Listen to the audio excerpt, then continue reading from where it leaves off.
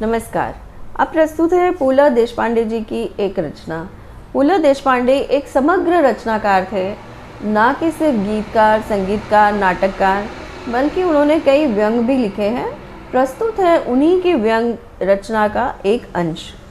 शीर्षक है रेलगाड़ियाँ, कुछ अप कुछ डाउन। एक आदर्श, डौलदार और सुंदर देहात के विषय में मेरी अपनी कुछ अपेक्षाएं हैं। अपेक्षा है कि उस गांव के सिरहाने एक छोटी सी पहाड़ी हो, एक नदी हो जो जाते जाते बड़ा प्यार दुलार जताती हुई गांव को गल बहिया डाले आगे चली गई हो।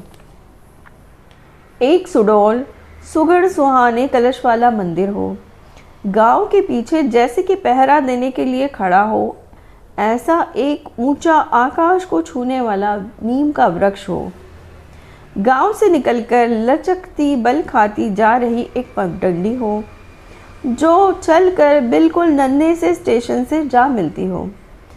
स्टेशन भी इतना नन्हा हो कि उसके प्लेटफॉर्म को कोई प्लेटफॉर्म कह दे तो बेचारा लजा जाए।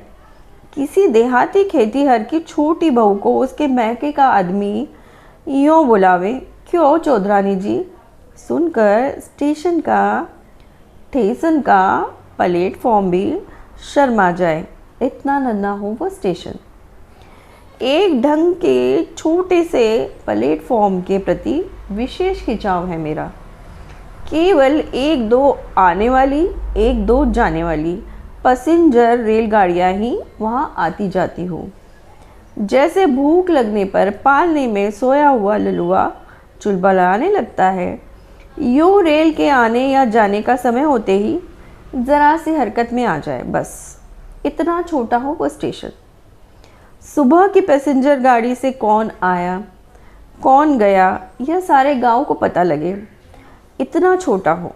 ऐसा अपनापन लिए हुए प्लेटफॉर्म के सिवाय स्टेशन पर बिटिया को विदा कराने आए पाटिल से स्टेशन मास्टर कहता हो, राम राम पाटिल, दीदी बिटिया ससुराल चली है का?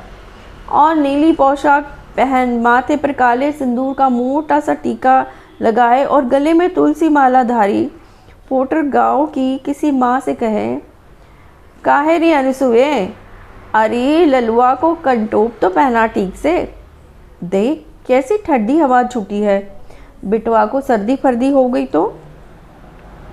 फिर यह हो कि भरे भड़क वाले प्लेटफॉर्म पर पाटिल की बिटिया झुककर स्टेशन मास्टर साहब के पैरों पर माथा टेके और जमशेदपुर या किसी दूर गांव में रह रही अपनी बिटिया की याद से मास्टर साहब की आंखें भर आए और अपने उस पुलक या रोमांच को छुपाने के लिए मुख से अष्टपुत्रा सौभाग्यवती भव कहने वाले गदगदित मास्टर साहब अपनी भीगी आंखें छुपाने के लिए चलो 17 अप लेट है आज कहकर आगे बढ़ जाए, खिड़की पर आए किसी को टिकट देने के बहाने से। ऐसा इतना अपनेपन से लबालब हो मेरा प्लेटफॉर्म। वाह, देहाती गंवई लोग भी शब्दों की कठोरता रूपी कोनों को घिस घिस कर कैसा कोमल बना देते हैं, देखते ही बनता है। प्लेटफॉर्म का प्लेटफॉर्म बना देते हैं, स्टेशन का ठेसन या सटेसन कर देते हैं। स्टेशन का ठेसन बनते ही उसमें जान आ जाती है। स्टेशन शब्द टाइम टेबल की नाम सूची तक ठीक है, परंतु ठेसन कहते ही उस शब्द में कई कई भावनाएं उमड़ जाती है। एक देहाती का विदाई का संदेश सुनाई देता है, सुन रे अंतुल्य, जाते ही कारण लिखना भूलियो ना।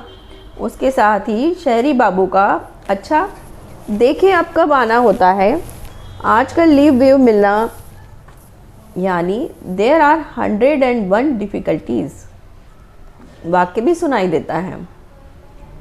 नाना भांति के बोल, असंख्य भावनाएं हृदय में उछाल पाती हैं। कुछ भावनाएं वाचाल, कुछ मूक तथापि अधिक अभिव्यक्त करने वाली। लोगों के नंगे पैरों के और पादत्राणों के तलवों के भ्रूकु चिन्हों को धारण करने वाले इस प्लेटफॉर्म ने क्या क्या नहीं देखा होगा। वह देखी अनुभव की हुई अपनी ये कहानी कह सकता है। परंतु परंतु सुनने वाले के पास वह बोली समझने के लिए कान भी तो होने चाहिए। बचपन में ही मेरी बड़ी महत्वाकांक्षा थी कि गार्ड बनूं और इंजन की सीटी बजाऊं, बबकू भाग छोड़ू भाग की, राह चलता रहूं रेल की।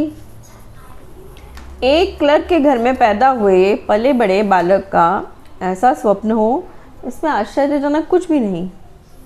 जिस वातावरण में जीवन विषयक तत्व ज्ञान की प्रथम जन्म घुट्टी ही ये बालगीत थी कि कशासाठी पोटासाठी, तब यह नितांत स्वाभाविक बात है कि रेलगाड़ी तथा रेलगाड़ी के आसपास के वातावरण का गहरा प्रभाव मन के कागज पर छप जाए। उनकी जीवन यात्रा में है ही क्या, यही कि मैट्रिक, बीए, सरकारी या अर्ध सरकारी विभाग में क्लर्की, टेबल कुर्सी, शादी, घर संसार, पेंशन आदि जीवन की रेल के कुछ निश्चित स्टेशन, निश्चित टाइम टेबल, जिनकी जन्म कुंडलियों में ही ये पटरियां दी गई हैं, वे बदलेंगी कैसे और बदले भी क्यों। मुंबई पुणे रेल मार्ग का पहाड़ी घाट खंडाला पार करने के बाद इनकी यात्रा की मंजिल क्या है। पुणे नामक निवृत्ति क्षेत्र में छोटा सा बंगला बनवा लेना, चुक चुक चुक चुक चुक करते वहाँ पहुँच जाएं।